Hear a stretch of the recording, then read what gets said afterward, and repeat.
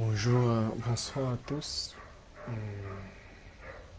Bienvenue encore sur notre page Facebook. Notre page Facebook, nous faisons un direct aujourd'hui pour vous parler d'un thème encore plus essentiel que celui de la semaine passée parce que il faut comprendre qu'il y a plusieurs méthodes, il y a plusieurs éléments qu'il faut rassembler pour faire votre projet.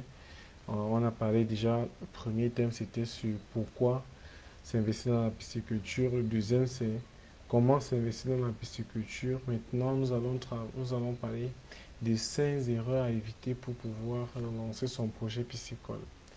Beaucoup de personnes, lorsqu'ils veulent commencer leur projet, ils ont souvent du mal à connaître ce qu'il faut pour un départ.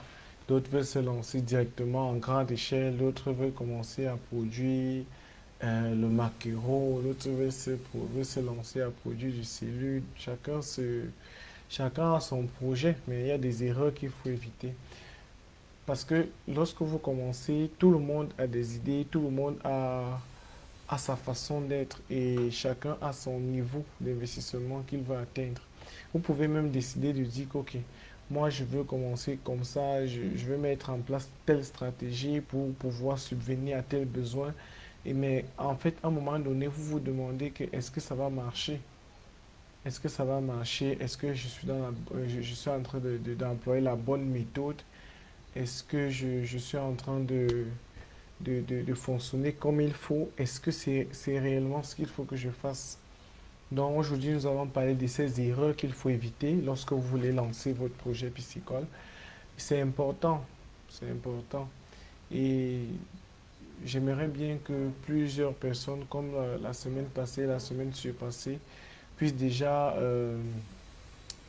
chaque fois poser leurs questions, même en direct, que tout le monde puisse avoir encore plus de compréhension par rapport à ce projet. Bonsoir, Monsieur Moby. Bonsoir. Normalement, je suis ravi que vous soyez là parce que vous avez aussi des projets dans ce sens.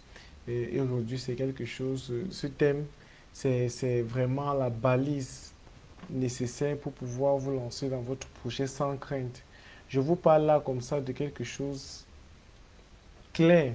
Donc, pour les quelques expériences que nous avons déjà eues dans le secteur de la pisciculture, nous essayons de pouvoir travailler pour faciliter la tâche à ceux qui veulent maintenant s'investir à leur tour. Puisque nous avons déjà subi un ensemble d'expériences et ces expériences, en fait, nous permettent de vous dire ce qu'il faut déjà faire pour pouvoir éviter certaines erreurs. Et il ne faut pas dire que il n'y a pas en fait, aucun risque n'existe. Il y a des risques qui existent, mais je vais devoir vous donner quelques risques pour pouvoir éviter au maximum. Puisque les gens pensent souvent que comme c'est un projet innovant, c'est un projet qui vient de commencer pour eux, qu'il n'y a pas trop de risques, mais il y a énormément de risques. Et il va falloir que je puisse vous donner 5 grands risques, bref, 16 erreurs qu'il faut éviter au maximum. C'est pour ça que je parle de risques. Et si vous voulez commencer votre projet, c'est encore mieux d'écouter le pourquoi et le comment s'investir de la dernière fois. Lorsque nous avons parlé de ces différents thèmes, nous avons détaillé le, le, le, le pourquoi il faut s'investir dans la pisciculture et du comment, parce que c'est important. Maintenant, quand vous avez déjà pris la décision de vous investir, il faut maintenant entrer dans le vif du sujet. Quels sont les risques? Parce qu'il faut toujours mettre entre parenthèses les risques. Bonsoir, monsieur Marcel. Monsieur Marcel, merci de nous écouter, d'écouter directement ce que nous sommes en train de faire. C'est direct et déjà du Congo, nous sommes satisfaits que vous puissiez être encore fixé sur notre page. Alors, je vais déjà définir ce que c'est un risque. Et puis, nous allons énumérer maintenant pas à pas les différents risques qu'il faut, ou du moins, on va encore énumérer euh, les différentes erreurs qu'il faut éviter au maximum pour pouvoir mettre son projet sur pied. Alors, le risque, c'est quoi? Le risque, en fait, c'est en fait cette manière peut-être je pourrais même pas dire manière, c'est le fait de ne pas avoir tout le nécessaire technique pour son projet, économique pour son projet. C'est lorsqu'en fait vous ne maîtrisez pas votre projet. Le risque, c'est lorsque vous n'avez pas la maîtrise de votre projet. Et on peut encore dire que le risque, c'est la partie improbable de votre projet. C'est la partie que vous n'avez pas en fait une idée claire. C'est cette partie-là qui peut en fait créer l'échec de votre projet. Le risque, c'est ce qui crée l'échec d'un projet. Puisque on ne peut pas éviter en fait tous les risques, puisqu'il y a toujours un petit pourcent de risques qui existent. Mais il faut éviter au maximum les risques. Bien qu'on ne peut pas éviter tout, mais il faut éviter au maximum. Parce que dans ces risques, il y a certains qui sont graves et d'autres qui ne sont pas assez graves. Les risques que je vais citer en fait aujourd'hui sont les risques en fait graves parce qu'il y a d'autres risques qui sont moins graves et qui parfois causent aussi l'échec des projets, mais prime abord, c'est pas ça qu'il faut prendre pour un pour un début. Donc, il faut prendre les 5 risques que je viens vous donner là tout à l'heure pour pouvoir facilement comprendre son projet, facilement comprendre comment retrouver la ligne droite de son projet, savoir comment est-ce qu'on peut faire pour pouvoir se remettre sur le bord réel de votre projet. Donc, je vous parle de risque parce que le risque, c'est vraiment ce qui cause souvent le plus gros échec de d'un projet. Et vous pouvez avoir des risques liés à la non-maîtrise de votre économie, le risque lié à la non-maîtrise de la technique, le risque lié à la non-maîtrise de la gestion de projet, d'un projet ou du management de votre projet. Vous pouvez aussi avoir un risque lié à un contexte social, parce que les gens parfois se disent qu'ils vont négliger le côté social de votre projet dans l'environnement social. Pourtant, c'est aussi un risque. Il suffit seulement que l'environnement autour de votre projet ne soit pas d'accord ou bien qu'il y ait un malentendu. Ça peut causer un gros risque pour votre projet. Et lorsque je parle de technique, si vous n'avez pas encore maîtrisé certains aspects de votre projet, c'est un risque économique. Si vous n'avez pas assez de finances, vous n'avez pas la maîtrise de vos dépenses, de vos recettes, si vous ne connaissez pas, si vous n'avez pas encore un business bien établi, un document qui vous aide à pouvoir matérialiser de manière concrète votre projet, c'est aussi un risque. Bref, il faut diminuer au maximum les risques pour facilement établir votre projet. Donc, pour ceux qui sont encore, il y a certains qui font souvent des lives sur les risques projets et tout ça, donc vous pouvez aller les suivre pour pouvoir comprendre ce que c'est un risque. Mais là, moi, j'ai essayé d'énumérer des risques qui vous permettent en fait de comprendre ce qu'il faut éviter au maximum en pisciculture. Donc, c'est pour ça qu'on a dit les 5 erreurs à éviter lorsque vous voulez en fait faire votre projet piscicole. Alors, la première erreur, c'est quoi? Premièrement, ne pas s'investir sans être formé. C'est important. Ne pas s'investir sans être formé. Beaucoup disent souvent que en fait, beaucoup savent que comme ils sont des investisseurs, ils peuvent juste mettre de leur projet et mettre des techniciens à l'intérieur qui vont produire pour eux et tout et tout. Ça, ce sont souvent les raisons que les investisseurs donnent lorsqu'ils veulent peut-être lancer leur projet. Mais moi, je vais vous dire aujourd'hui que c'est pas la bonne méthode parce que c'est un risque de faire ça. Pour pouvoir enlever ce risque, il va falloir que vous puissiez former. Je vais vous expliquer pourquoi. Lorsque vous voulez commencer votre projet, la partie technique est une partie essentielle. Il faut maîtriser en grande partie ce que vous voulez faire. Sinon, c'est risqué. C'est très risqué. La majorité des projets, dans son aspect technique, dépendent souvent de celui qui lance le projet, donc de celui qui veut lancer son projet. Si vous prenez, je prends une personne qui a l'ambition de mettre un projet de pisciculture sur pied et en réalité ne connaît rien dans la pisciculture, mais décide de s'investir en prenant un technicien qui va suivre. Imaginez donc que vous prenez pour un premier jour, vous ne connaissez même pas ce que signifie un alevin ou les aliments, combien de kilos d'aliments on utilise pour nourrir les poissons. Vous ne connaissez même pas comment nourrir les poissons, quelles sont les conditions d'élevage. Vous ne connaissez même pas quels sont les risques qui peuvent tourner autour de votre production, quelles sont les méthodes de rationnement de vos poissons, pour vos poissons. Vous ne connaissez rien. Alors, vous prenez un technicien qui doit en fait être votre main-d'œuvre sur votre projet et vous mettez ce technicien comme votre base. Sauf que quand vous mettez ce technicien comme votre base, il peut vous tromper s'il est de mauvaise moralité. Imaginez si vous mettez 4000 poissons, donc 4000 alevins, et qu'il arrive qu'un jour, il parte vider votre bac ou bien votre étang, il retire 2000 à l'intérieur et il part vendre. Puis à la fin de la production, il vous dit que 2000 sont morts de suite de cannibalisme, de suite de maladie, de suite de ceci. Il vous donne plusieurs raisons. Est-ce que vous avez des preuves pour contredire ce qu'il est en train de dire? Est-ce que vous avez la possibilité de dire que c'est faux? Est-ce que vous avez la possibilité de contrecarrer ce qu'il est en train de vous donner comme raison? Vous n'avez aucun propos qui pourrait en fait, à un moment donné, contrecarrer ce qu'il est en train de vous dire parce que vous n'avez rien comme connaissance, vous n'avez rien. C'est très risqué de pouvoir faire ça. Vous devez savoir exactement ce que vous mettez dans votre bac. Vous devez savoir exactement quelle est la quantité d'aliments qu'on doit donner à nos poissons pour un cycle de 4 mois.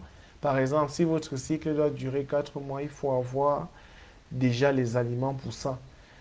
Et il faut aussi savoir comment est-ce que les poissons tombent malades, comment est-ce qu'on fait pour les nourrir, parce que à part ça, il peut vous dire que les poissons sont tombés malades, mais ce n'est pas ça en fait le problème. Il a juste volé vos, vos poissons. Imaginez maintenant qu'à la vente, vous ne maîtrisez pas votre marché. Maintenant, c'est votre technicien qui part vendre. Vous ne connaissez même pas le prix de vente, vous ne connaissez rien. C'est pourquoi il est important de se former. Il est important d'être là, présent lorsqu'on veut matérialiser son projet. Beaucoup, je disais encore la dernière fois que beaucoup sont dans beaucoup des investisseurs de la diaspora, lorsqu'ils sont là-bas, ils essayent d'investir au pays en mettant en place des infrastructures qui pourraient aider plus d'un. Donc, ça veut dire qu'il y a beaucoup de personnes qui veulent s'investir dans la pisciculture. Il y a beaucoup qui veulent booster et permettre aux jeunes d'être employés. Mais à force de rencontrer tout le temps des personnes malhonnêtes, des personnes qui ne maîtrisent pas les projets, des charlatans, ils se retrouvent souvent butés par, par des investissements qui n'ont rien donné. Du coup, lorsqu'il faut encore s'investir, ils ont peur. Tout ça, c'est parce qu'ils n'ont pas la maîtrise de leur projet, ils n'ont pas la maîtrise technique de leur projet. Et lorsque vous n'avez pas la maîtrise technique de votre projet, c'est difficile d'avoir la maîtrise économique, sociale et bref, tout le reste. Et si vous n'avez aucune maîtrise là, c'est un risque. C'est un risque que votre projet puisse déjà tomber dans l'eau. C'est pourquoi il est important d'être formé. De commencer par votre projet en pensant que vous avez juste quelques informations linéaires comme ça. Non, il faut avoir des informations claires parce que c'est nécessaire pour garantir que votre projet soit. Beaucoup de personnes, lorsqu'ils veulent s'investir, disent qu'ils veulent se former. Maintenant, il va falloir bien vous former. Il va falloir bien vous former. Puisque si vous arrivez souvent dans vous allez souvent voir sur Internet, sur Facebook en l'occurrence, beaucoup de personnes qui lancent des formations. Des formations du tel moment, des formations de 2 jours, des formations d'1 mois, plusieurs formations. En fait, vous pouvez trouver ça sur Internet, sur Facebook en particulier, parce que c'est là où tout le monde fait sa publicité. Mais il faut savoir choisir où est-ce que vous allez vous former. Je vous avais dit la dernière fois que pour pouvoir vous former, il va falloir vous former chez une personne qui a eu à faire ses preuves. Il faut prendre les conseils chez celui qui a fait ses preuves. Si vous ne faites pas, vous ne prenez pas les conseils chez celui qui a fait ses preuves, c'est risqué toujours pour vous.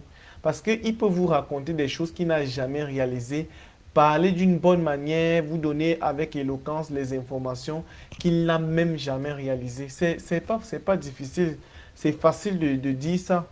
Mais il y a un côté pratique et il y a un côté théorique. Lorsque vous n'arrivez pas à allouer les deux, ça devient très difficile. C'est pourquoi je vous dis, il va falloir trouver maintenant celui qui ou celle qui doit vous donner une très bonne formation, une formation pratique. Maintenant, ça dépendra maintenant de vous.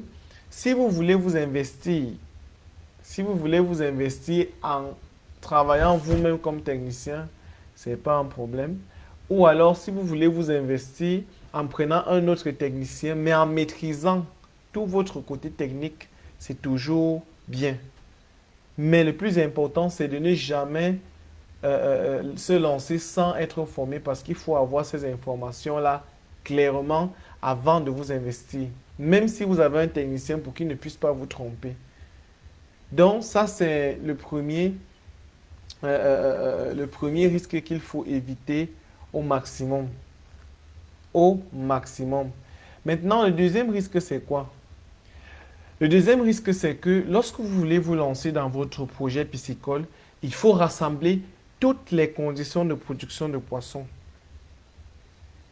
Vous avez déjà une formation, maintenant il faut rassembler toutes les conditions de production. Ça veut dire que quoi? Si je veux pouvoir élever le poisson dans tel endroit, il va falloir que je puisse savoir d'abord l'espèce à élever, puis regarder les conditions de production de cette espèce et est-ce que je recense toutes ces conditions pour pouvoir me lancer. Sinon, vous allez vous lancer dans un projet risqué. Je prends ça avec un exemple pratique. Vous avez par exemple un poisson comme le poisson silure que vous voulez élever. Le poisson silure a ses particularités.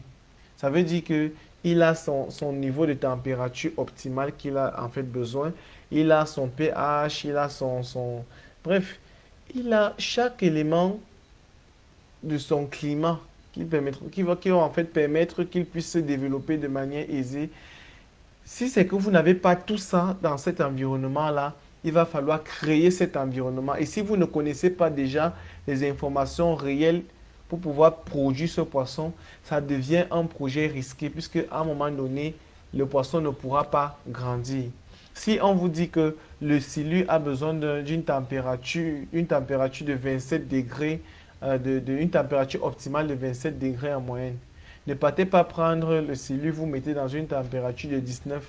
Ça sera un projet risqué parce que selon peut-être un tableau de 4 mois que vous avez prévu pour pouvoir produire votre poisson, la température ne va pas être un atout pour ce poisson-là, puisque c'est à moins de 27 degrés.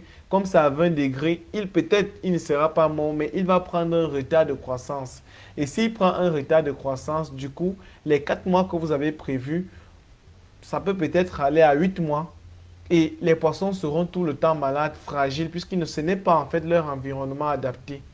Il va falloir rassembler le maximum de conditions pour éviter que les poissons se trouvent que votre projet se trouve dans l'impasse. Et quand je parle des conditions, je parle aussi de l'eau.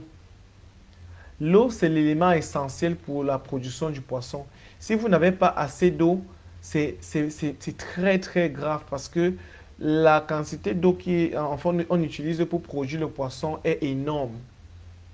Pour pouvoir produire son poisson, il vous faut soit une rivière à côté de votre terrain, soit un forage, soit un puits aménagé assez profond. Donc la colonne d'eau doit être vraiment très profonde.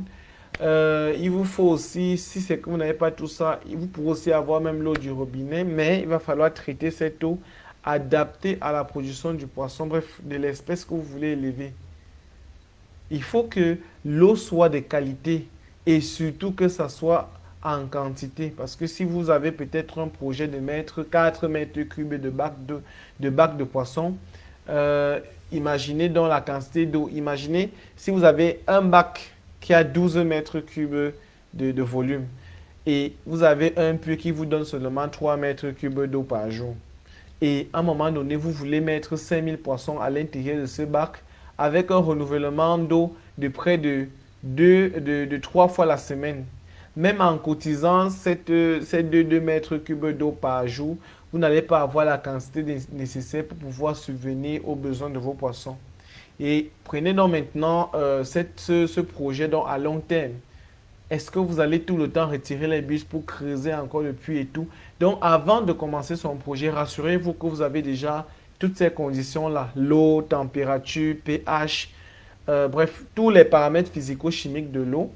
La température ambiante, l'environnement, si c'est un poisson qui aime les températures chaudes ou bien les températures froides, bref, il faut rassembler toutes ces informations avant de vous lancer. Il y a plusieurs espèces de poissons qui existent.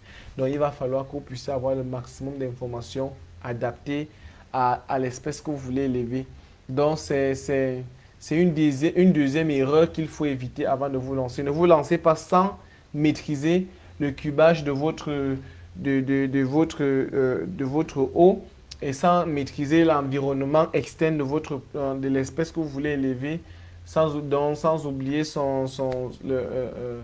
le côté pratique.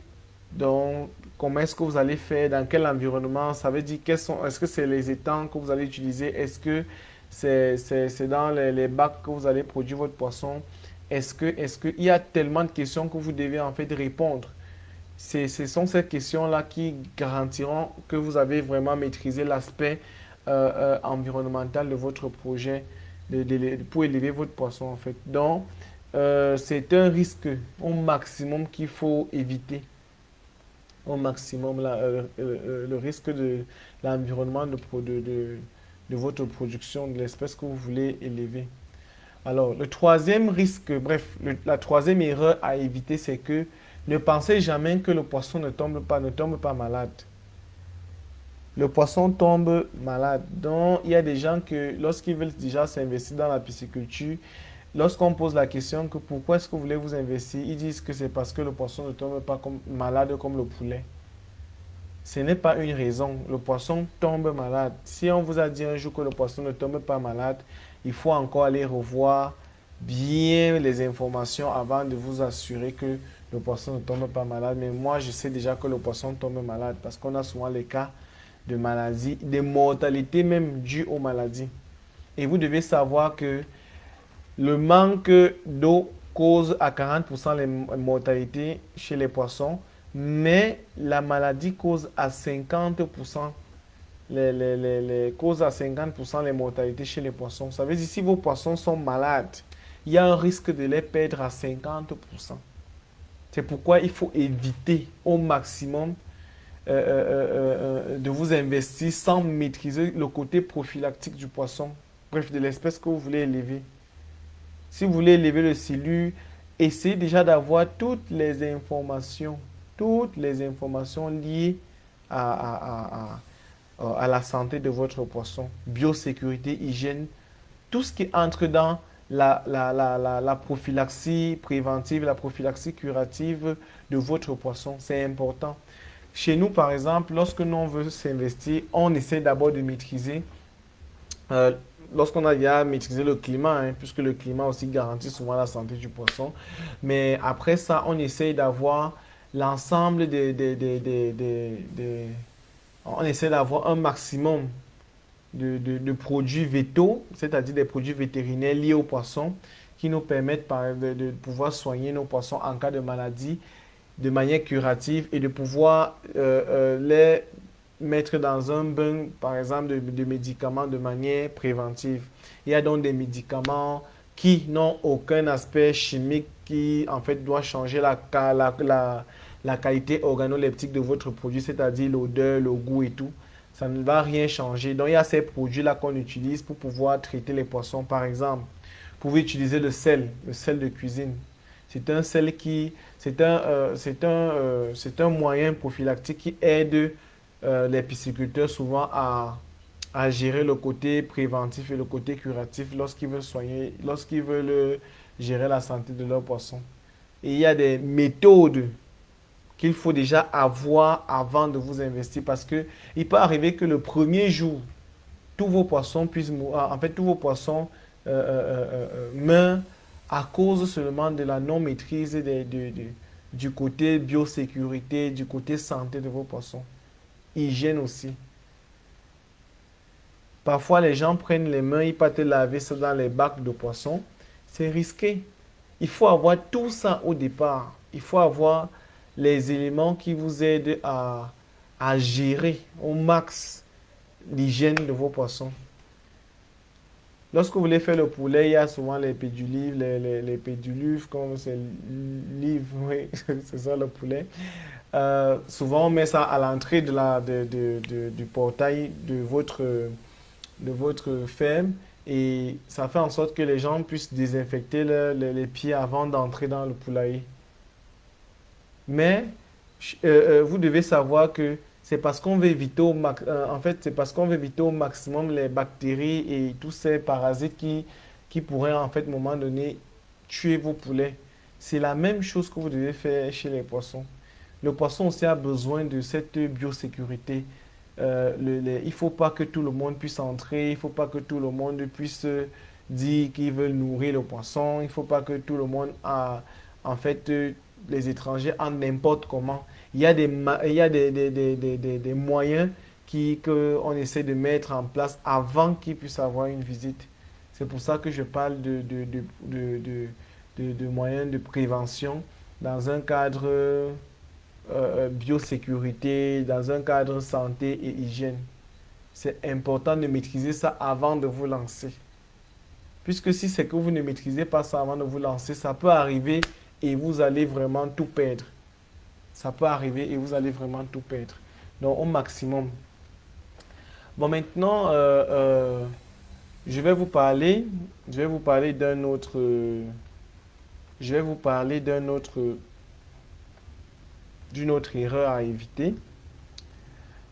La quatrième erreur à éviter, c'est que vous ne devez pas vous lancer dans un projet piscicole sans maîtrise du marché. Je disais encore la dernière fois parce que ceux qui ont assisté vous voulez dire quoi, au webinaire de la dernière fois, on a parlé on a parlé de de comment s'investir et de quelques clés qui permettront en fait à une personne de ne pas se buter lorsqu'il veut s'investir dans la pisciculture. Alors, pourquoi il faut maîtriser son marché avant de faire la pisciculture, avant de commencer sa production piscicole? C'est parce que la production piscicole, ou du moins les produits venant de la pisciculture, ne sont pas comme les produits venant du high-tech, comme je dis toujours, donc des moyens technologiques, des IoT, de l'informatique, tout ça. Parce que à ce niveau, le marketing qu'ils utilisent est un marketing vraiment réel. C'est un marketing adapté au jour, puisque les informations, la façon de travailler avec la façon d'interagir avec les populations, chaque jour diffère. Lorsqu'une personne fait peut-être un projet de création d'un téléphone, si vous venez demander, comme je disais la dernière fois, si vous venez demander à la population de savoir quel est le type de téléphone qu'ils voudraient avoir, ils vont vous dire ce qu'ils veulent avoir. Ne prenez pas en tête que c'est parce qu'ils vous ont dit ça que c'est que vous avez déjà eu le meilleur marché. Non. Parce que lorsque vous allez aller produire maintenant ce qu'ils vous ont en fait donné comme critère de leur téléphone, quand vous allez revenir pour leur donner le téléphone, ils auront d'autres critères. Du coup, votre téléphone sera maintenant en arrière, sera maintenant d'une époque ancienne. Donc, ça sera maintenant, on appelle souvent ça des produits historiques. Puisque ce n'est plus d'actualité. Ça, c'est dans les projets high-tech, C'est pour ça que là-bas, il faut constamment innover. Il faut mettre en place des nouvelles méthodologies et méthodes pour pouvoir rendre son produit utilisable en toute époque. Or, le marketing qu'on utilise dans la production, surtout dans l'élevage en général et dans l'agriculture en grand A, il est souvent important de connaître son marché, contrairement à high-tech. il est important de connaître son marché avant de produire parce que si vous ne connaissez pas votre marché avant de produire, il y a des risques que vous puissiez rester avec votre production chez vous. Et si vous ne pouvez pas vendre, ça veut dire que c'est grave. Il faut déjà savoir où est-ce que vous allez vendre, où est mon marché. Beaucoup de personnes, lorsqu'ils veulent faire la production piscicole, il y a même des gens qui ont peur de s'investir juste parce qu'ils ne savent pas où ils vont vendre. C'est déjà bien. Ça veut dire qu'ils ont déjà d'abord euh, euh, euh, réfléchi. Mais il ne faut pas dire, il faut pas dire que je ne fais pas. Il faut aller chercher le marché parce qu'il y a une demande. C'est vrai que la demande est abstraite, mais la demande est réelle. Du genre, ça existe.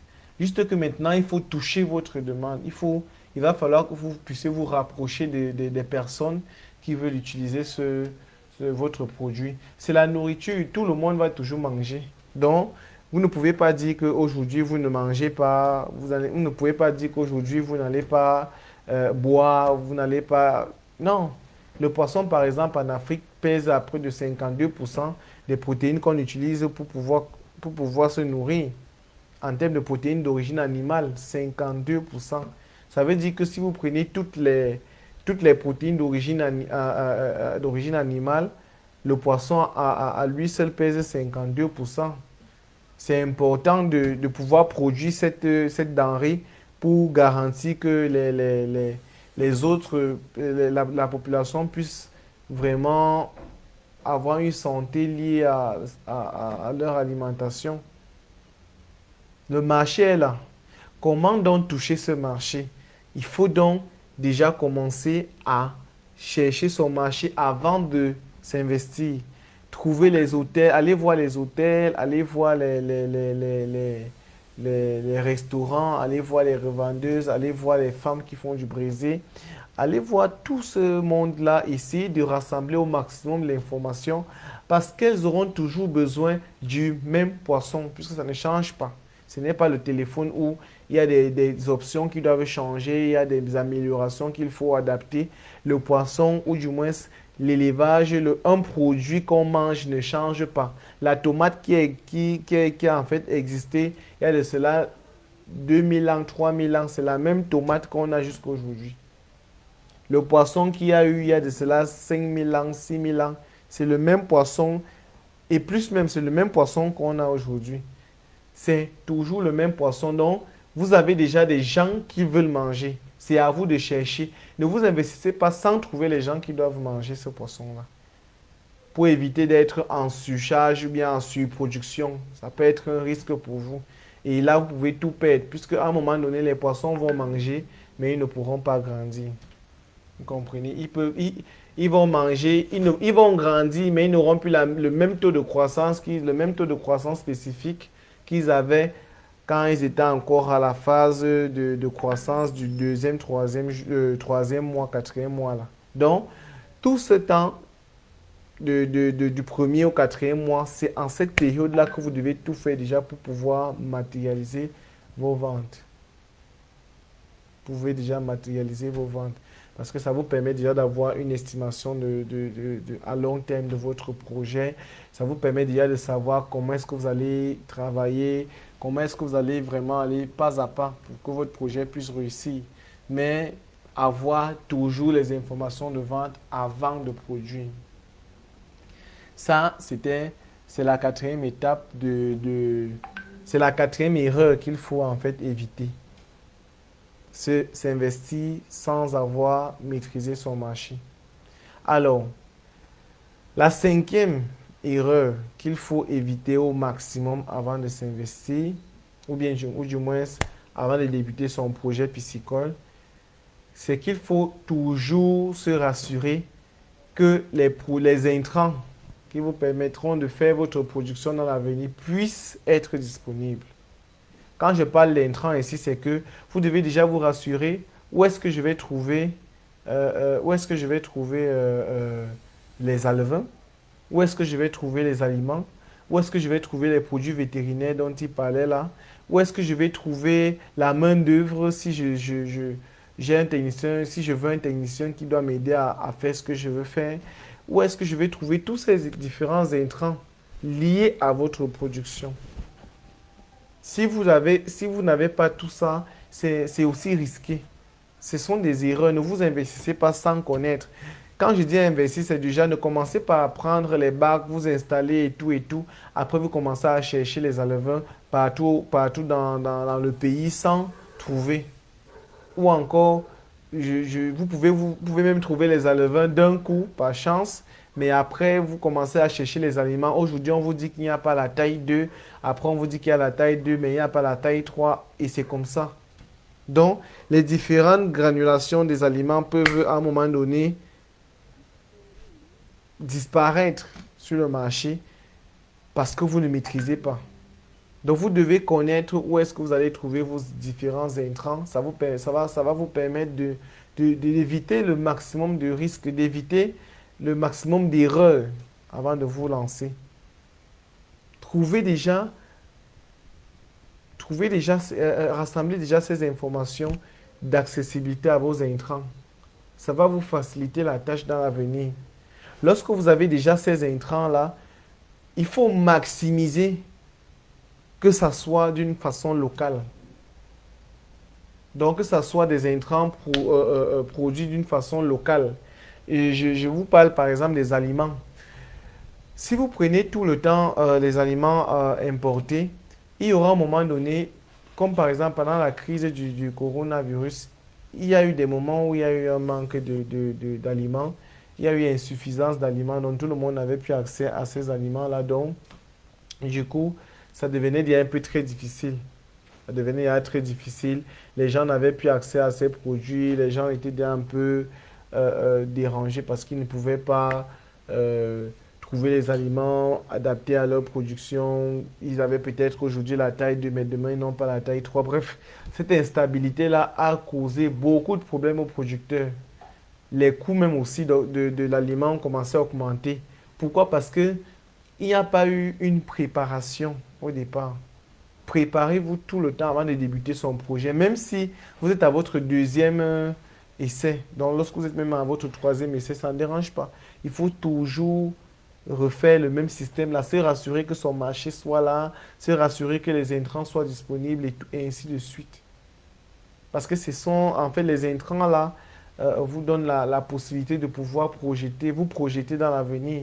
Et si vous avez la possibilité, achetez tous vos aliments, tous vos alevins une fois pour éviter d'avoir ce genre de blocage à la fin. Maintenant, si c'est que vous avez un endroit pour acheter, maximisez que en fait, les différents produits que vous allez prendre en intrant soient des produits que vous pouvez retrouver chez des producteurs locaux. Ça veut dire des personnes qui produisent déjà ces aliments-là de manière locale, des personnes qui produisent des alevins de manière locale et tout autre produit là. Ça, en fait, ça facilite votre projet puisque vous pouvez à tout moment revenir, acheter en sachant qu'ils existent et qu'ils peuvent toujours vous donner ces produits-là. Et en plus, ça peut aussi vous permettre de maîtriser vos coûts de production. Les aliments importés sont chers, malgré que l'indice de consommation soit vraiment très adapté à un producteur de 4 mois par rapport à un aliment local. Mais il y a des gens ici en Afrique qui chaque jour essaient de mettre en place des aliments compétitifs, un aliment local, des aliments locaux qui vous permettent de pouvoir subvenir aux besoins en termes de qualité et en termes de quantité pour les différents producteurs qui veulent vendre du poisson marchand. Donc, il y a des gens comme ça qui existent. Ils existent réellement. Donc, c'est à vous de vous rapprocher, de chercher où est-ce qu'ils sont, comment faire pour pouvoir avoir accès à ces aliments et quelles sont les procédures pour pouvoir commencer et toujours se rassurer que ces produits en fait soient disponibles pour votre projet. Alors, ça, c'est en résumé. Ça, c'est en gros les 5 erreurs à éviter lorsque vous voulez lancer votre projet piscicole. Nous allons donc résumer pour pouvoir vous dire, pour pouvoir décrire clairement pouvoir vous donner des éléments qui vous permettront en fait de développer vous-même la recherche. Premièrement, vous devez vous investir Vous devez d'abord vous investir dans votre formation parce que c'est important de commencer à s'investir sur soi-même pour vous faciliter la compréhension de votre projet dans un sens technique, dans un sens économique, social et tout ce qui entre dans l'environnement de votre projet. Il faut avoir la formation liée à ce projet-là. C'est important. Deuxièmement, vous devez maîtriser l'environnement de votre projet. Savoir quels sont les... Quand je parle d'environnement, c'est pour la production du poisson. Quels sont quel environnement de adapter ou bien l'environnement optimal pour pouvoir produire l'espèce que vous avez l'ambition de produire. Ça veut dire l'eau, température, pH, tout ce qui entre dans les paramètres physico, chimiques et microbiologiques là. Vous devez recenser tout ça et en termes de quantité d'eau aussi pour pouvoir vous rassurer que votre projet soit valide. En fait, que votre projet ne puisse souffrir de rien en ce qui concerne les caractéristiques physico-chimiques et microbiologiques. Troisièmement, vous devez maximiser sur les conditions les maladies, sur les process de production, puisque il y a les poissons qui tombent souvent malades. Beaucoup de personnes ne savent pas que le poisson tombe malade. Il faut éviter au maximum de penser que les poissons ne tombent pas malades. C'est la troisième erreur à éviter. Toujours se rassurer d'avoir le maximum d'éléments d'hygiène, de biosécurité, de santé avant de commencer à dire que le poisson ne tombe pas malade. Donc, il faut déjà avoir ça. Du genre, s'il tombe malade, voilà ce qu'il faut faire. Voilà ce qu'il faut faire. Quatrièmement, il faut maîtriser son marché. Vous ne pouvez pas vous investir comme dans les projets de high-tech et d'informatique et tout autre projet de logiciel et hardware, tout ça. Vous devez tout faire pour maîtriser son projet avant de s'investir en termes de potentialité du marché. Cherchez déjà votre marché. Où est-ce que je vends le poisson? Est-ce qu'il y a des hôtels qui peuvent acheter mon poisson, des restaurants, des grossistes qui sont disponibles pour pouvoir prendre mon poisson? Est-ce que la population est au courant que je peux produire est-ce que la population est au courant qu'on peut produire du poisson de manière locale et consommer ça? Est-ce que tout le monde est au courant de ça? Il faut chercher votre marché vous-même. C'est important pour garantir la pérennité de votre projet. Très important. Maintenant, lorsque vous avez déjà tout ça, le cinquième élément qui est aussi une très grosse erreur à éviter, c'est qu'il faut toujours se rassurer que vos intrants soient disponibles. Quand je parle donc d'intrants, c'est aliments, alevins, produits vétérinaires, tout ce qui entre dans la prophylaxie du poisson. Vous devez vous rassurer d'avoir ces intrants disponibles en quantité et en qualité, surtout en tout moment, parce que même en cas de pénurie, dans le cadre de l'importation, vous devez avoir un endroit où vous pouvez trouver ça de manière locale. Surtout, prendre de manière prioritaire la production locale, parce que ça vous permet en fait de travailler sur le long terme, de savoir que celui qui produit l'aliment peut évoluer dans sa production et en fait, ça vous facilite le taux de croissance spécifique de vos poissons tout en garantissant le temps de production. Puisque là, actuellement, on joue sur le temps de production et sur la qualité du produit qu'on veut obtenir.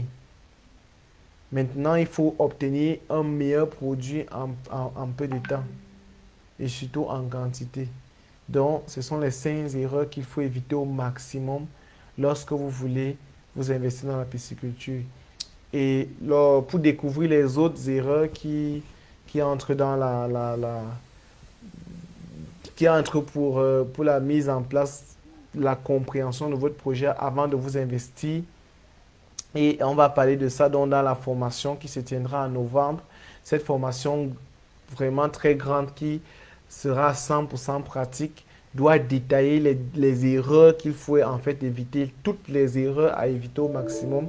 Bref, les erreurs qui entrent dans votre projet, on va vous détailler ça là-bas de manière encore plus... on va vous donner ça là-bas de manière encore plus détaillée. Donc, ça sera l'occasion pour vous de pouvoir encore mieux appréhender tout ce que je suis en train de dire, mais de savoir qu'il y a d'autres erreurs qu'il faut éviter, et vous lancer maintenant en étant plus en sécurité, donc en maîtrisant ce que vous êtes en train de faire. Alors, j'espère que ce direct vous a encore plu. J'espère que vous êtes satisfait et que nous serons toujours là pour vous expliquer ce qu'il faut faire, comme, de vous entretenir pour que votre projet soit de plus en plus mûr, que votre projet soit de plus en plus euh, vraiment enrichi de connaissances, que vous-même, vous soyez encore plus aguerri, que vous soyez encore plus préparé pour affronter cet investissement-là.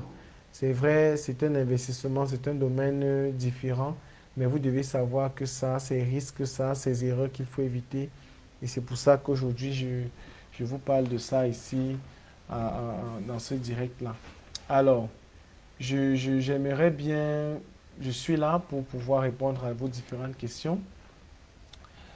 Nous allons commencer avec à répondre à vos questions. Bon, merci aussi, monsieur Thierry. Merci. Euh, ok. Madame Eugénie, bonsoir. Faites-vous des formations à distance pour ceux qui sont à l'étranger? Oui, il y a des formations à distance que nous sommes en train d'organiser. Donc, vous aurez une suite par rapport à cette doléance parce que nous sommes aussi en train de mettre en place ce genre de formation. Cette formation sera effective. Donc, ne vous inquiétez pas, nous sommes en train de nous organiser pour pouvoir améliorer notre façon de communiquer dans le sens des formations. Donc, d'ici peu, vous aurez plus de détails dans ce sens-là. Et je vous conseille déjà de vous abonner à la page pour pouvoir suivre tout le temps s'il y a des nouveautés liées à ce genre d'informations-là.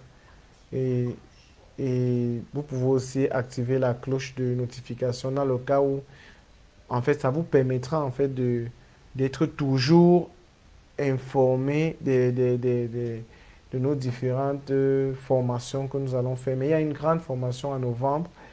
Et s'il y a même des possibilités pour certains de se déplacer, c'est mieux de se déplacer parce que ça sera uniquement pratique. Uniquement pratique. D'accord. Merci aussi à vous, Madame Eugénie. Donc, ne vous dérangez pas. Soyez seulement toujours sur la page puisque nous sommes là tous les jours et on sera là toujours pour répondre à ces différentes questions-là. Donc, si vous avez des questions, je suis là, je suis disponible. C'est l'occasion parce que euh, souvent, ce sont des informations qu'on donne uniquement en formation. Mais là, on vous donne juste des avant-goûts, des trucs, des informations claires, utiles qui peuvent vous aider à mettre en place votre projet. C'est comme ça. Donc, vous pouvez toujours nous contacter dans ce sens-là et nous serons disponibles. Bon. Je ne sais pas s'il y a des questions. S'il y a des questions, bon.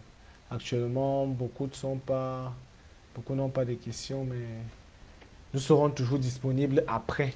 Donc, après ce direct, vous pouvez toujours nous contacter pour pouvoir avoir le maximum de réponses liées à vos questions. Donc, c'est un peu ça. Alors,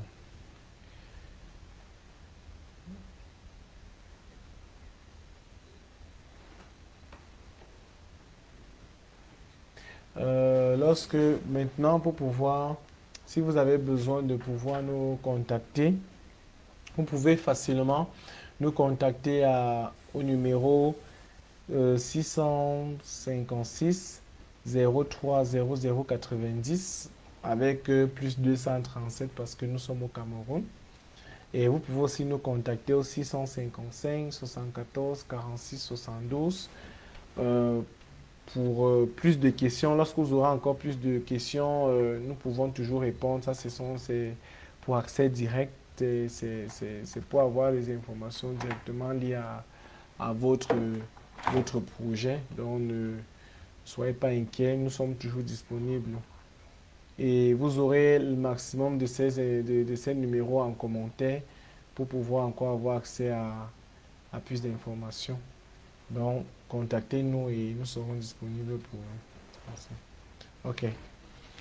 Alors, à plus pour vendredi prochain lorsque nous allons aborder un autre thème qui vous aidera en fait à mieux comprendre, à mieux vous préparer pour votre projet piscicole. Mettez déjà en tête que tout ce que nous faisons comme direct, ce n'est pas pour vous former à être des producteurs pour l'instant. C'est pour vous aider à vous préparer, pour mûrir et améliorer la compréhension de votre projet piscicole. Donc, si c'est que vous avez des informations, si vous avez des besoins, si vous avez des incompréhensions liées à ce projet, nous sommes là. Nous sommes toujours disponibles pour pouvoir vous répondre. Ça vous permettra d'améliorer tout ce que vous avez en tête. Et c'est pourquoi lorsqu'on va faire la grande formation de novembre, on va étendre cette formation-là sur une bonne période pour que tout le monde puisse comprendre de manière pratique donc tout ce que nous sommes en train de dire là. Et à un moment donné, ça vous permettra donc de vous lancer directement. Et il faut savoir qu'à la fin de cette formation, on ne fera pas cette formation pour que vous puissiez encore aller réfléchir. C'est pour qu'à la fin de cette formation, vous puissiez directement vous lancer. Ça veut dire que vous devez commencer à produire du poisson. C'est important. C'est important. Très important. Donc, euh, actuellement, merci. Beaucoup de personnes remercient beaucoup de remercie plus et bon, ils n'ont pas trop de questions, mais lorsque vous aurez des questions après, en commentaire, on va laisser des contacts et vous pouvez aussi nous contacter sur Facebook, on va répondre. Donc, à part ça, c'est quoi que ça va aller. Donc, alors, nous sommes basés du côté de Yaoundé, au niveau de Awa Escalier, et aussi en Fou, précisément là où il y a les installations. Donc, au niveau de derrière la Syrie, c'est l'endroit où vous pouvez nous rencontrer. C'est aussi cet endroit où il y a la plus grande de nos productions. Et à part ça, vous pouvez aussi, nous sommes disponibles parce que nous sommes une équipe de plusieurs jeunes. Donc, si c'est que c'est pas moi, il y a d'autres personnes qui seront là pour vous répondre. Et vous avez les contacts en commentaire. Alors pour cela, je vous laisse pour la semaine prochaine pour un autre direct pour que nous puissions encore détailler les éléments liés à la compréhension de vos projets. Alors, bye bye, à plus.